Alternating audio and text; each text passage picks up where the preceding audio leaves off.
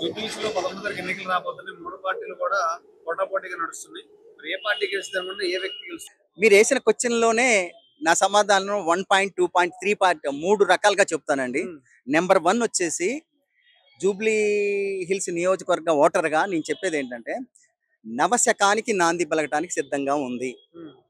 అంటే కొత్త తరానికి వచ్చే కుటుంబం నుంచి వచ్చేవాళ్ళు అంతో గింత పలుకుబడి ఉండి కొద్దిగా సంఘసేవ చేసిన వాళ్ళకి కొద్దిగా గొప్ప ప్రభావితం చేసే వ్యక్తులకి ఎమ్మెల్యే గెలిపించాలనేటానికి సిద్ధంగా ఉంది. నవశకానికి నాంది పలుకుతూ ఇక్కడ నవీన్ యాదవ్ గెలిపిపోతున్నాం నవంబర్ 11న హ్మ్. దేవాలయం లాంటి ఏదైతే పోలింగ్ కేంద్రం ఉందో దాన్నే దేవాలయంగా భావించి మేము నవంబర్ 11న నవీన్ యాదవ్ను గెలిపిపోతున్నాం. కొత్త శకాన్ని కొత్త నీరుని అసెంబ్లీలో అడుగు పెట్టే విధంగా మేము తీర్పు ఇవ్వబోతున్నాం. అంటే ఎందుకంటే ఏం చెప్తారు? ఎందుకు అంటే ఏమండి ఒకే టర్ను ఇప్పుడు మూడో టర్ను అంటే 2.5 టర్న్లు అయిపోయినాయి. అంటే 10, 3, 12, 12, 13 సంవత్సరాలు అయిపోయింది నవీన్ యాదవ్ గారి కుటుంబం నుంచి. సరే నవీన్ యాదవ్ గారు చనిపోయిండు. బై ఎలక్షన్ వస్తుంది. దీనికి మేము సానుభూతి తెలియజేసాం. ఆమె గారిని కూడా కలిసి వచ్చాం. కాబట్టికి సానుభూతి అనేది పనిచేయదు నెంబర్ 1. ఇప్పుడు సానుభూతి తోటే గెలుస్తుంది. ఎప్పుడైతే అసలు ఇప్పుడు సానుభూతితో మాగంటి గోపీనాథ్ గారు 2 సార్లు గెలవలే కదా! 2 సార్లు ఓకే 3 గెలిచి సార్లు గెలిచాడు. ఇది మూడోసారి ఏమంటున్నారు వాళ్ళు మేము సానుభూతితో గెలుస్తాం మాకు ఎర్జీ ఉంది అంటున్నారు. ఆల్రెడీ 3 సార్లు గెలిచాడు ఆయన. 3 సార్లు ఇది 4గోసారి 3 15 ఈ 17 సంవత్సరాల దాకా చేసిండు ఇప్పటికే. హ్మ్. అంటే మళ్ళీ టర్న్ చేస్తే 20 సంవత్సరాలు అయిపోద్ది. 20 సంవత్సరాలు ఒకే కుటుంబం నుంచా? హ్మ్. నా పాయింట్ అర్థం చేసుకోండి. హ్మ్. ఒకే కుటుంబం నుంచి 20 సంవత్సరాలు ఎమ్మెల్యేగా చేయాలా? హ్మ్. కొత్త తరానికి చోటు ఇయ్యొద్దా? హ్మ్. కొత్త కుటుంబం నుంచి నవీన్ యాదవ్ అనే యువకుడు బీసీ యువకుడు కావాలి అనే దాంట్లో ఈ అసెంబ్లీ నియోజకవర్గ ఓటర్స్ ఉన్నారు.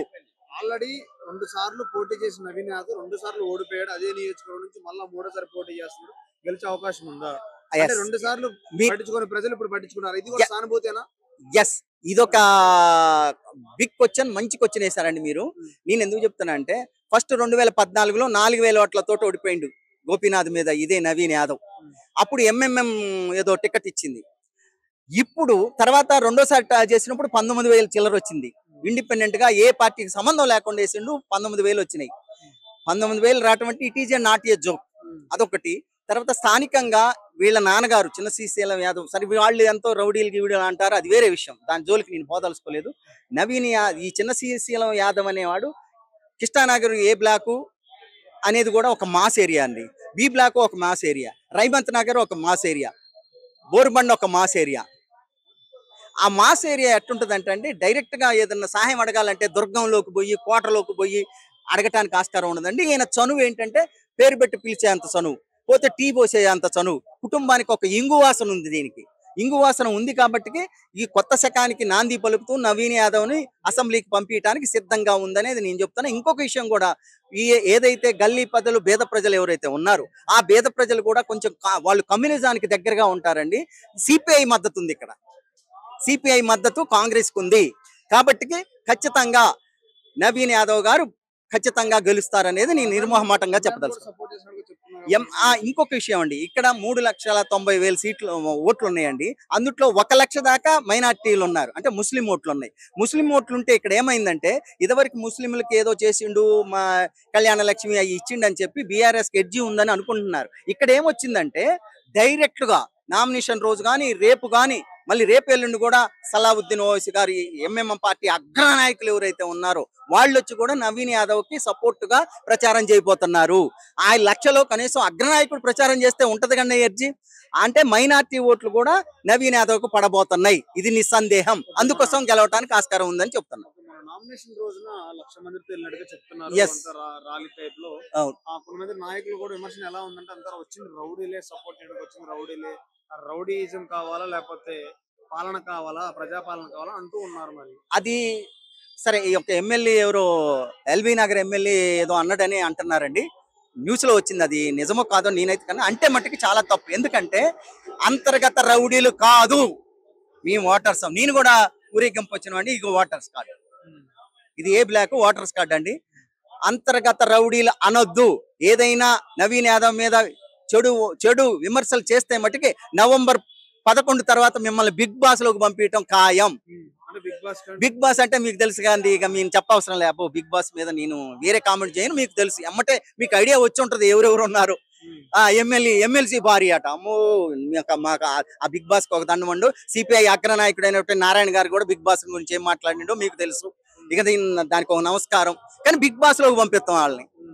నవీన్ యాదవ్ అని అడ్డగోలుగా వచ్చిన వాళ్ళని, నేను ఎంతో ఓటర్ ఆనర్బుల్ అండి, ఆనర్బుల్ వ్యక్తిని ఆయన పట్టుకొని మమ్మల్ని కూడా వచ్చిన వాళ్ళు మొత్తం కొంతమంది అనకుండా వచ్చిన వాళ్ళు 1,00,000 మంది అంతర్గత రౌడీలు అంటాడు. ఇది ఎంతవరకు కరెక్ట్ అనేది మీడియా ద్వారా నేను ప్రశ్నిస్తున్నా.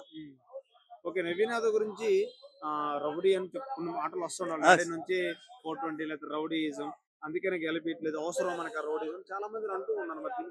మరి నేను ఒకటేనండి, పేదవాడికి సహాయపడితే రౌడీ, పేదవాడికి విద్య సహాయం చేస్తే రౌడీ, పేదవాడికి ఆరోగ్యం సహాయం చేస్తే రౌడీ అంటే అనుకోనియండి. ఒక సినిమాలో ఉందిగా, నేను కమ్యూనిస్ట్ అనుకో, నువ్వు పేదవాడికి సహాయం చేసేవాడు కమ్యూనిస్ట్ అంటే కమ్యూనిస్ట్ అను, నువ్వు పేదవాడికి సహాయం చేస్తే రౌడీ అంటే రౌడీ అను.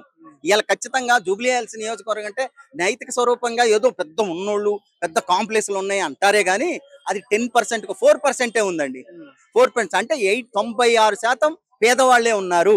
ఖచ్చితంగా పేదవాళ్ళకి దర్గం అంటే కష్టం, దర్గంలోకి వెళ్ళటం కష్టం, కోటలోకి వెళ్ళటం కష్టం. కానీ నవీన్ యాదవ్ అనే వాళ్ళ ఇల్లు మెయిన్ రూట్ లో ఉంది. చక్కగా శ్రీశైలం గారు, చిన్న శ్రీశైలం గారు అనుకొని వెళ్ళగలుగుతాం అనేది ఇక్కడ ప్రజల ఓటర్స్ యొక్క మనోభావాలు. కాంగ్రెస్ ప్రభుత్వం మీద చాలా వ్యతిరేకత ఉంది, పథకాల మీద లేకపోతే హైడ్రా మీద చాలా రకాలుగా ఉన్నాయి వ్యతిరేకత. మరి నవీన్ యాదవ్ గెలిచే అవకాశం ఉంది వ్యతిరేకతలో? సార్, హైడ్రా మీద వ్యతిరేకం అనేది నాకు తెలిసినంత వరకు తప్పండి. ఎందుకంటే హైడ్రా ఫస్ట్ హైలైట్ ఏమని చేసింది, నాగార్జున గారి ఇంటి మీద చేసింది, నాగార్జున కాంప్లెక్స్ మీద చేసింది. చాలా వరకు ఆ రంగనాథ్ అనేవాడు నిజాయితీ పరుడు అనే హెడ్, దానికి హెడ్గా నియమించింది ఎవరండి, రంగనాథ్ అనేవాడు హెడ్, నిజాయితీ పరుడు. ఆ నిజాయితీ పరుడు కొన్ని చిన్న చిన్న లోపాలు జరిగితే అది సవరించుకున్నారు. తర్వాత ఎప్పుడైతే ఇదైందో సవరించుకొని అసలు కుంభస్థలాన్ని కొట్టాలనే ఉద్దేశంతో ఎమ్మెల్యేల అక్రమాలు వీటికి బయటికి తీస్తున్నారు. త్వరలో ఆ ఎమ్మెల్యే నుంచి బయటకు తీసి పరివరణ కూడా కాపాడే విధంగా రేవంత్ రెడ్డి గారు, మరి మన సీఎం, మరి ఏదైతే మూసీ నది ఉందో దాన్ని ప్రక్షాళన చేయడానికి కూడా మొన్న ఈ మధ్య నేను మీటింగ్ లో చూశాను. అదేదో రెవెన్యూ ఆఫీస్ ఓపెనింగ్ లో గచ్చిబౌలిలో అంటాడండి, మాకు సహకరించండి, ఏదే మూసీ నది ప్రక్షాళన కోసం మాకు సహకరించండి, చాలా ఇబ్బందులు ఉంటాయి, దాన్ని ఎదుర్కోవాలంటే ప్రజల సహకారం కావాలి, ఇట్లాంటి పరిరక్షణ విధంగా చేసే విధంగా ఉంటే నేను ఖచ్చితంగా ఈ ముఖ్యమంత్రికి నేను సహాయపడతాను అని ఒక ఓటర్గా నేను చేస్తూ ఆ పిలుపుకే నేను నవీన్ యాదవ్కు ఓటేస్తాను. నమస్తే అమ్మ. పేరు? నా పేరు రాములమ్మ. జూబ్లీస్ ఎన్నికలు రాబోతుంది కదమ్మా, ఎవరు ఓటేద్దాం అనుకుంటున్నారు మీరు? నవీన్ యాదవ్కే వేద్దాం. మాకు అభిప్రాయమా, గరీబులను చూస్తాడు, ఎప్పుడు వచ్చినా ఆదుకుంటాడు, సావుల కంటే వస్తాడు, బతుకుల కంటే వస్తాడు. మాకేం లేకుంటే పెళ్లి, మా గరీబుల పెళ్లి అయితే పుస్తక మెట్టెలు అవన్నీ ఇప్పిస్తాడు. మాకు చాలా ఇది చేస్తాడు. మా గోపినాథ్ ఉన్నా మాకేం చేయలేడు, రోడ్డు మంచి చేయలేడు, ఏం చేయలేడు, మాకు ఇచ్చేది చేయలేడు, మాకేం చేయలేడు, మాకేం చేయలేడు. రోడ్లన్నీ ఎట్టనే ఉన్నాయి, మాకు అంతా మాకు ఇది చేసిండు, ఆయన ఏం బాగా చేయలేడు. ఏం కాదు, రౌడీ షెటర్ ఎవరు చంపలేరు, వాళ్ళు ఎటువంటి విషయమే కాలేదు. వాళ్ళతో అట్లయితే ఇంత జనాలు ఎందుకు వస్తాం మేము? గెలిస్తే ప్రజలకి ఏం చేస్తాం? మాకు చాలా ప్రజలకు మాకు ఇంకేం చేస్తాడో మాకు గమనించి చేస్తాం. మన మా పాప కడుపుతో శ్రీమంతం చేయడం, మాకు డబ్బులు లేవు, శ్రీమంతం కూడా చేయించండి. నవీన్ యాదవ్ తప్పకుండా గెలుస్తాడు, గెలిపించుకుంటాం, గెలిపించుకుంటాం. నమస్తే. చంద్రశేఖర్. జూబ్లీస్ ఎన్నికలు రాబోతున్నాయి, ఎవరికి ఓటేద్దాం అనుకుంటున్నారు? నవీన్ అన్నకను. ఎందుకు?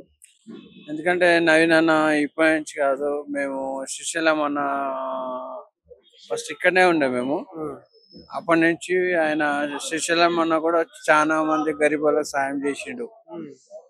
వాళ్ళ అబ్బాయి కాబట్టి ఆయన ఎప్పటి నుంచో కల్పిద్దామని చూస్తాం. ఎన్నో దాంట్లో మన 2 పార్టీలో ఆయన చిత్తగొట్టిరు. ఈ పార్టీలో అయితే 101% నవీన్ యాదవ్ గెలుస్తాడు, గెలిపిస్తాం. మేము ఎట్లా మా ఇంటికి వెళ్ళి 17 ఓట్లు వస్తాయి, 17 ఓట్లు పడతాయి మా ఇంటికి వెళ్ళి. అంటే గతంలో మాగంటి గోపినాథ్ గారు ఎలా వర్క్ చేశారు బీఆర్ఎస్ తరపున? లేదు సార్, ఆయన ఏం చేయలేదు, మాకు ఇల్లు ఇస్తా అవి ఇస్తా అది అట్లనే పెండింగ్ లో. కాంగ్రెస్ ప్రభుత్వం ఇచ్చిందా? కాంగ్రెస్ పథకాలు ఇచ్చినాయి మీకు? అస్సలు అన్ని పెట్టినాం, వచ్చినాయి, గ్యాస్ వచ్చినాయి 500 అన్నారు, అది రాలేదు. కరెంట్ మాఫ్ అన్నారు, అది రాలేదు. కరెంట్ మాకు 1400 1500.